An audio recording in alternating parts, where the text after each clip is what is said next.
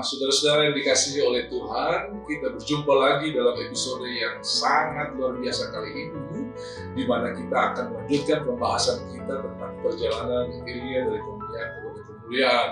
Dan saya sudah menyampaikan beberapa waktu yang lalu bagaimana Tuhan perintahkan Elia pergi dari sungai Kerit yang airnya mengering ke daerah Sarfat, di mana Tuhan sudah menyiapkan seorang janda untuk memelihara hidupnya. Nah, pertanyaannya, bagaimana Elia begitu yakin bahwa janda ini bisa pelihara dia, sementara seorang janda itu orang yang perlu dikasihani atau orang yang perlu didiakoniakan, orang yang termasuk dalam daftar untuk menerima bantuan. Nah, sebetulnya jawabannya sederhana.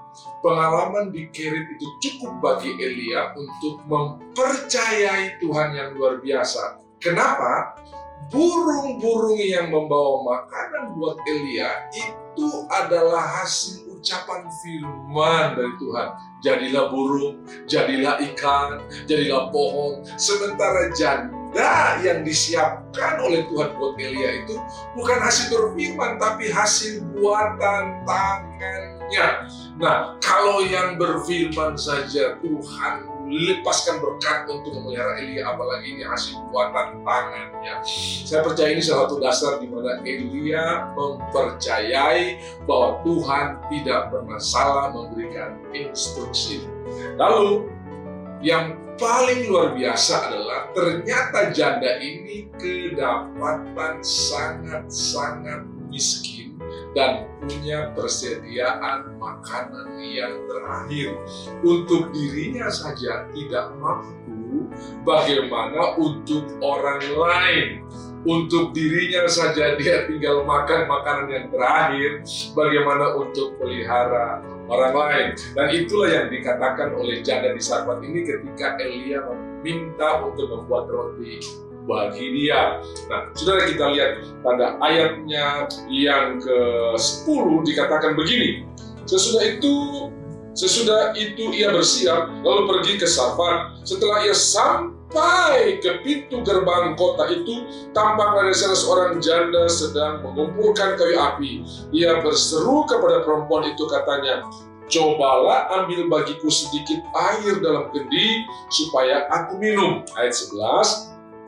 Ketika perempuan itu pergi mengambilnya, ia berseru lagi, "Cobalah ambil juga bagiku sepotong roti." Nah, di sini sudah perhatikan, perempuan itu menjawab, "Demi Tuhan Allahmu yang hidup sesungguhnya, tidak ada roti padaku sedikit pun." Sudah bisa lihat, tidak ada roti sedikit pun.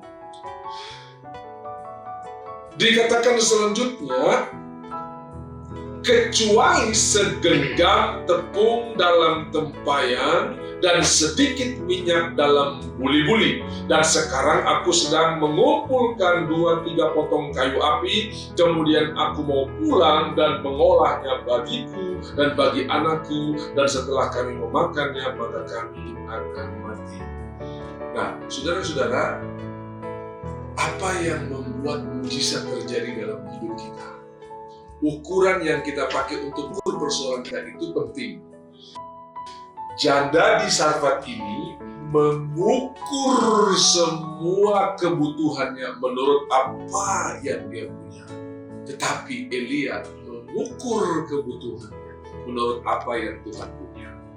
Jadi kalau saudara ukur semua masalah saudara dengan kemampuan kita pasti akan mengalami kegagalan. Tapi kalau kita ukur dengan semua yang Tuhan punya, kita tetap akan percaya dan akan melihat mujizat. Lihat, dikatakan di sini.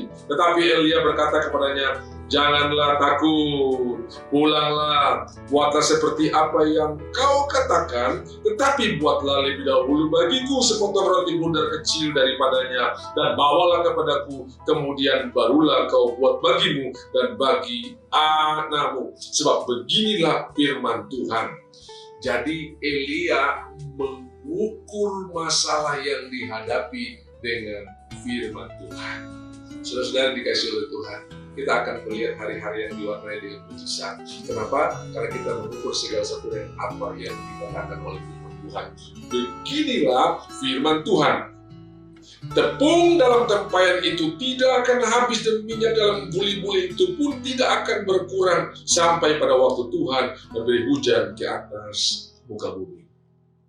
Sudah tahu untuk proses jadi tepung berarti ada gandum atau jelai yang dipanen, kemudian dikeringkan, ditumbuk sampai halus baru menjadi tepung.